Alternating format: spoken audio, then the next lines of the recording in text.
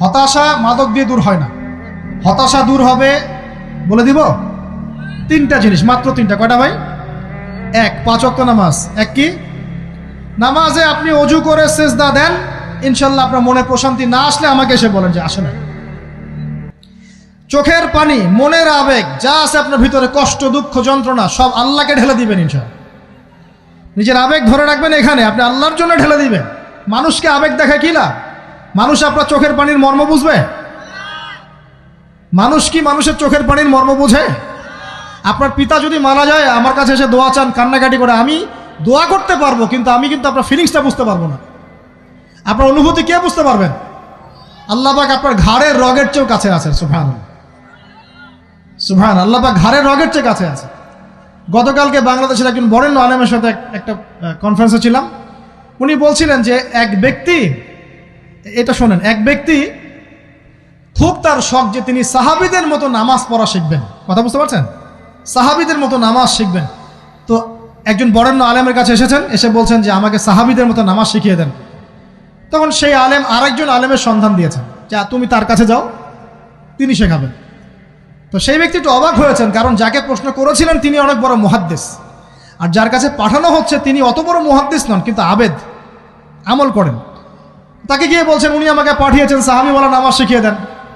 তখন তিনি বলছেন ঠিক আছে, সুন্দর করে অজু করে আসো, সুন্দর করে অজু করে আসো। অজু করার সময় খালি খেয়াল রাখবা যে আমি অজু করছি শুধু আল্লাহর সন্তুষ্টির জন্য। কি খেয়াল রাখবেন? অজু করছি শুধু আল্লাহকে রাজি খুশি করার জন্য অজু করছে, আর কোনো উদ্দেশ্য নাই আমার। অজু করতে যাচ্ছে, তিনি আবার বলছেন দাঁড়াও, শুধু আল্লাহকে রাজি খুশি করার জন্য অজু করো। আবার শুরু করছেন, আবার বলছেন শোনো, শুধু আল্লাহকে রাজি খুশি করার জন্য অজু করো। এভাবে বলতেই আছেন। নামাজে দাঁড়িয়েছেন, দাঁড়ানোর আগে বলছেন শোনো, শুধু আল্লাহকে রাজি খুশি করার জন্য নামাজ পড়ো। বলতেই আছেন। এক পর্যায়ে সে ব্যক্তি নামাজ শুরু করলো, নামাজে মনোযোগ এদিক ওদিকে যায়, আর তার মাথায় এটা আসে, এই শুধু আল্লাহকে রাজি খুশি করার জন্য আমাকে নামাজ পড়তে হবে, শুধু আল্লাহকে রাজি খুশি করার জন্য নামাজ পড়তে হবে। এই চিন্তা তার মনের মধ্যে ঘুরপাক খাচ্ছে। এভাবে নামাজটা সে শেষ করে চিন্তা করছে যে নামাজ তো পুরোপুরি মনোযোগ দিতে পারলাম না। বারবার মাথার মধ্যে এরকম চিন্তা আসছে, আল্লাহ আমাকে তুমি মাফ করে দাও, নামাজটা আমার মনে হলো না ঠিক মতো। তখন সে ফিরে এসে তার সে ওস্তাদকে বলছেন আমার তো নামাজ এরকম করে পড়লাম, কিন্তু শেষমেশ মনে হলো যে নামাজটা হয়তো কবুল হয় নাই, আল্লাহর কাছে খুব মাফ চাইলাম, আল্লাহ আমাকে মাফ করে দাও, নামাজটা মনে হলো না। তখন সেই যে প্রথম ব্যক্তি যিনি পাঠিয়েছেন তিনি বলছেন এটাই হলো সাহাবীওয়ালা নামাজ। তারা আল্লাহকে রাজি খুশি করার জন্য নামাজ পড়তেন, নামাজ শেষ করে আল্লাহর কাছে ইস্তেগফার করতেন, আল্লাহ কিছুই হলো না। আমার কথা কি বুঝতে পারছেন? অতএব আল্লাহকে রাজি খুশি করার জন্যে আপনি আপনার আবেগ, আপনার ইবাদত সব ঢেলে দিবেন ইনশাআল্লাহ। অন্য কারো কাছে কিছু পাওয়ার আশা করব। আমাকে আল্লাহ পাঠিয়েছেন দুনিয়াতে নামাজ পড়তে, রোজা রাখতে, দিনের প্রচার করতে, দিনের জ্ঞান অর্জন করতে, এই তো। তা আমি একজন মেয়ের জন্য জীবন নষ্ট করে দিব কেন? আমি তাহলে আল্লাহর কাছে কি মুখ দেখাবো, আর নবীর কাছে কি মুখ দেখাবো? ওখানে গিয়ে বলবো আল্লাহ আমি আমার অমুক প্রেমিকার জন্য আশেক হয়ে একদম জীবন দিয়ে দিয়েছি, আত্মহত্যা করেছি। গেছে ভাই, যাইতে দেন। যে ব্যক্তি আপনার অবস্থানকে মূল্যায়ন করে নাই সে আপনার যোগ্য ছিল না। এখন আপনি কি করবেন? নিজের অবস্থান উন্নত করেন, আপনার পিছনে লাইন ধরে ঘুরবে ইনশাআল্লাহ। এটাই বাস্তবতা। দুনিয়া খুব খারাপ জিনিস। মানুষের অবস্থানকে মূল্যায়ন করে, মানুষের অবস্থানকেই মূল্যায়ন করে, কিন্তু আল্লাহ রাব্বুল আলামিন আপনাকে সর্বাবস্থায় ভালোবাসেন। আলহামদুলিল্লাহ। এই যে আমরা এখন অনেক পাপ করছি না, আল্লাহ কি আমাদেরকে আযাব দিয়ে ধ্বংস করে দিয়েছেন? আল্লাহ পাক এখনো আমাদেরকে ভালোবাসেন, রহম করেন, আল্লাহ পাক অপেক্ষা করছেন কখন তওবা করবে, আমি তওবা কবুল করব। এই কখন আমার বান্দা খালি একবার বলে আস্তাগফিরুল্লাহ, আল্লাহ পাক সাথে সাথে মাফ করে দেবেন ইনশাআল্লাহ। আর সেই আল্লাহকে ভুলে আপনি কার পিছনে ছুটছেন? আমরা কিন্তু নিয়াত করতে পারি ভাই যে আমরা যারা ওয়াজ শুনলাম জীবনে কোনোদিন সিগারেটে হাত দিব না ইনশাআল্লাহ। রাজি আছি ভাই? অন্য বড় বড় জিনিস তো বহুত দূরের কথা। আচ্ছা, অনেকে রাজি হয় নাই কেন? আপনারা কি অলরেডি আসক্ত? আমি অনেক ভাইকে দেখেছি মাশাআল্লাহ ইফতার খুলেই একদম বেনসন টানা শুরু করে। হ্যাঁ, এটা যে হারাম আপনাদের কেউ ওয়াজ করে শোনায় নাই? এটাকে কি মনে করেন আপনারা, হারাম না হালাল?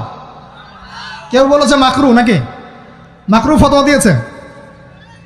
মাকরুহ শব্দের অর্থ জানেন আপনি? মাকরুহ শব্দের অর্থ কি একটু শোনেন। সূরা বনী ইসরাঈল খুলবেন। কোন সূরা? সূরা বনী ইসরাঈল আল্লাহ পাক বলছেন, আমি বনু ইসরাঈলকে এই কাজগুলো করতে নিষেধ করেছিলাম। কোন কোন কাজ?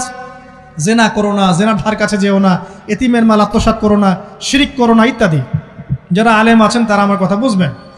এই কাজগুলোর পরে আল্লাহ পাক বলছেন যে এই প্রত্যেকটা কাজ আল্লাহর কাছে মাকরুহ, অপছন্দের। কিসের? অপছন্দ। আর এটাকে আপনি সহজ মনে করছেন? নিয়াত করি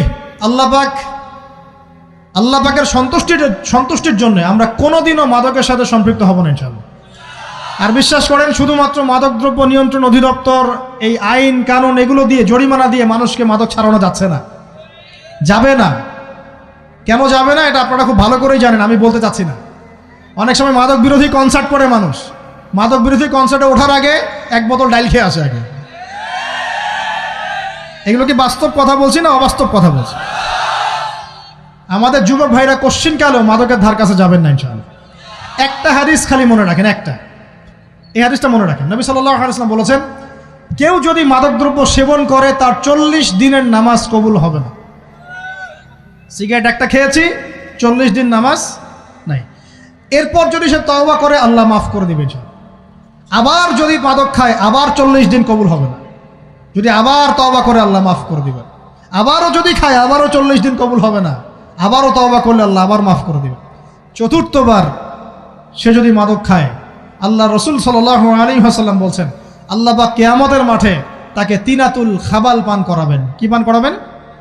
তিনাতুল খাবাল। সাহাবীরা বললেন, ইয়া রাসূলুল্লাহ, এটা কি তিনাতুল খাবাল? কি?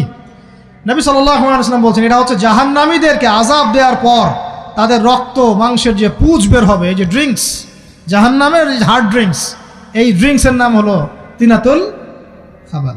আল্লাহ পাক আমাদের সবাইকে মাদক থেকে বাঁচিয়ে রাখে। আমল হচ্ছে কোরআন তেলাওয়াত। যে ব্যক্তি কোরআন তেলাওয়াত করতে পারে নিয়মিত, তার মনের মধ্যে এই হতাশা, এই ভীরুতা, এই কাপুরুষতা কিচ্ছু আসবে না ইনশাআল্লাহ। আমি গ্যারান্টি দিচ্ছি আপনাকে, হতাশা আসবেই না আপনার মনে যদি আপনি কোরআন বুঝতে পারেন। কোরআনের একটা আয়াত নিয়ে কোনো সময় দেখা যায় 2-3 ঘন্টা সময় পার হয়ে যাচ্ছে, আয়াতটা ছেড়ে সামনে যেতে পারছি না। কোরআনের ভিতরে ঢুকলে আপনি দুনিয়ায় ভুলে যাবেন কি হচ্ছে আশপাশে। আমি এমন অনেক আলেমকে দেখেছি যে একটা বই, পাতলা একটা বই, আরবি বই নিয়ে পড়া শুরু করেছেন, ওই যে ফজরের পরে জোহরের ওয়াক্ত হয়ে যাচ্ছে, বইটাই শেষ করতে পারেননি। বুঝতে পারবেন না, যখন আপনি ইলমের ভিতরে ঢুকে যাবেন, কোরআনের ভিতরে, হাদিসের ভিতরে, আপনার দুনিয়ার খেয়ালই নাই। একজন আলেম, তিনি এক রাত্রে একটা বই লিখেছিলেন, চটি বই, এক রাত্রের মধ্যে। বলা হচ্ছে, তার সম্পর্কে বলা হচ্ছে যে রাতের খাবার তাকে দেয়া হয়েছে যে আপনি এটা খেয়ে নেন। তো সে খাবারটা পাশেই আছে, খাবারটা খাবো, এটা লিখে খাবারটা খাবো, এরকম তার চিন্তা ছিল। ফজর হয়ে গেছে, বই লেখাও শেষ, খাবার এই অবস্থায় পড়ে আছে, ডুবে গেছেন ভিতরে, খাওয়ার মাথায় তার খেয়াল নাই। এরকম হয়। একজন মনীষী, বিখ্যাত মনীষী, রিয়াদুস সালেহীন কিতাবের রাইটার, সংকলক আল্লামা নববী রাহিমাহুল্লাহ, এরকম সারা রাত চলে গেছে, পাশে 2টা খেজুর, ওই 2টা খেজুর খাওয়ারই সময় পান। হাদিস নিয়ে গবেষণা করতে রাত পার হয়ে গেছে। আমি বলতে চাচ্ছি, যখন ইলমের ভিতরে, কোরআন হাদিসের ভিতরে ঢুকে যাবেন, আপনার দুনিয়ার খেয়াল আপনার চলে যাবে ইনশাআল্লাহ। এই টেনশন, হতাশা, এই সেই বাদ, তখনই আল্লাহ পাক আপনাকে তার পক্ষ থেকে রহমত দিবেন, বরকত দিবেন, আল্লাহ আপনার দুনিয়ার কাজগুলো করে দিবেন ইনশাআল্লাহ। তখন দেখবেন কেউ আপনার দুনিয়ার ওই কাজটা করে দিয়েছে, কেউ ওই কাজটা করে দিয়েছে, কেউ বাসায় খাবার পাঠিয়ে দিয়েছে, আল্লাহ পাকই এগুলো করাই দিবেন ইনশাআল্লাহ। তো প্রিয় ভাইরা, মাদকে যাব না আল্লাহর কাছে আসবো? 2 নাম্বার কোরআন তেলাওয়াত, 3 নাম্বার আল্লাহর জিকির। 3 নাম্বার কি ভাই? আল্লাহর জিকির। চলতে ফিরতে সব সময় মুখ চলতে থাকবে, মুখ না চললেও মনে মনে মন তাজা থাকবে, মনে মনে জিকির হতে থাকবে। মনে মনে জিকির করতে পারেন?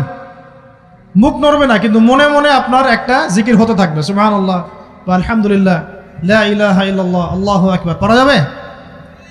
পারে। মানুষের মন কখনো চুপ করে থাকে না, কিন্তু মানুষের মন অলওয়েজ কিছু না কিছু চিন্তা করতে থাকে না, যতক্ষণ না ঘুমায় মানুষ। তো প্রিয় ভাইরা, বেশি বেশি জিকির করবো, সুবহানাল্লাহ, আলহামদুলিল্লাহ, লা ইলাহা ইল্লাল্লাহ, আল্লাহু আকবার, লা হাওলা ওয়ালা কুওয়াতা ইল্লা বিল্লাহ, এগুলো চলতে থাকবে। আল্লাহ পাক তৌফিক দান করুন, আমিন। আমরা আমাদের সমাজে যুবকদেরকে এরকম টিকটকে দেখছি, অনলাইনে আসক্ত দেখছি, জেনায় আসক্ত দেখছি, পর্নোগ্রাফিতে আসক্ত দেখছি। আমরা দেখছি আমাদের যুব সমাজকে মাদকে আসক্ত, কিশোর গ্যাংয়ে আসক্ত। এইগুলো কি আমাদের কাম্য ছিল ভাই? আমাদের কাম্য ছিল? এই অবস্থায় কি যুব সমাজ আল্লাহ পাকের দ্বীনের পতাকা হাতে নিয়ে আল্লাহর জমিনে দিন কায়েম করতে পারবে কি না একটু আমাকে উত্তর দেন দেখি। এখন এই অবস্থায় পারবে? অতএব অবস্থার উন্নতি করতে হবে কিনা? উন্নতির জন্য রাজি আছি কিনা ইনশাআল্লাহ? আমরা চাই কি আল্লাহ পাকের দিনটা আল্লাহর জমিনে প্রতিষ্ঠা লাভ করুক, আল্লাহর দিন সবার ঘরে ঘরে পৌঁছে যাক, আল্লাহ পাকের দিনের যে সৌন্দর্য সবাই সেটাই, এই সৌরভটা সবাই পাক। আমরা চাই কি না?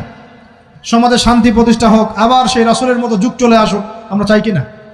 অতএব আমাদের সবাইকে যৌবনের এই প্রলোভনগুলো থেকে বেরিয়ে এসে আল্লাহ পাকের ইবাদতে আত্মনিয়োগ করতে হবে। আল্লাহ পাক আমাদের সবাইকে তৌফিক দান করুন, বলি আমিন। আমাদের সবাইকে আল্লাহ রাব্বুল আলামিন কুরআন এবং হাদিসের গভীর জ্ঞান অর্জন করার তৌফিক দান করুন, বেশি থেকে বেশি ইবাদত করার তৌফিক দান করুন। আল্লাহ পাক সবাইকে হারাম সমস্ত রিজিক থেকে বাঁচিয়ে রাখুন, জেনা, ব্যভিচার এবং নারীর ফিতনা, মাদক থেকে আল্লাহ বাঁচিয়ে রাখুন। আল্লাহ পাক আমাদের সবাইকে হালাল রিজিক, হালাল সম্পর্ক যথেষ্ট করে দিন। আল্লাহ পাক আমাদের সবাইকে যেন দিনের দাওয়াতের মেহনত করার তৌফিক দান করেন এবং আলেম ওলামার সাথে পরামর্শ করে দিন শেখার এবং বোঝার তৌফিক দান করেন। যুবতী দিনী বোনদের জন্য, এখানে বোনরা আছেন না? আছেন কি না? দিনী বোনরা আছেন? একটা নসিহত দিনী বোনদের জন্য আমি একটা নসিহত করতে চাচ্ছি, একটা নসিহত। আমার এই একটা নসিহত একটু মন দিয়ে শুনুন প্রিয় দিনী বোন।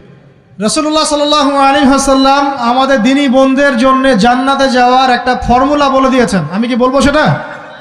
আচ্ছা, রাসূলুল্লাহ সাল্লাল্লাহু আলাইহি ওয়াসাল্লাম বলেছেন আমাদের দিনী বোনেরা, আমাদের মায়েরা, এই নারী জাতি মাত্র 4টা কাজ করলে জান্নাতের যে কোনো দরজা দিয়ে ইচ্ছা প্রবেশ করতে পারবেন। খুশি হন নাই? কয়টা কাজ? মাত্র 4টা। এক, যদি আমাদের দিনী বোনেরা 5 ওয়াক্ত নামাজটা ওয়াক্ত মতো পড়ে, আল্লাহ পাক তৌফিক দান করুন, বলি আমিন। 2 নাম্বার, যদি তারা রমাদান মাসের রোজাটাকে ঠিক মতো আদায় করতে পারে।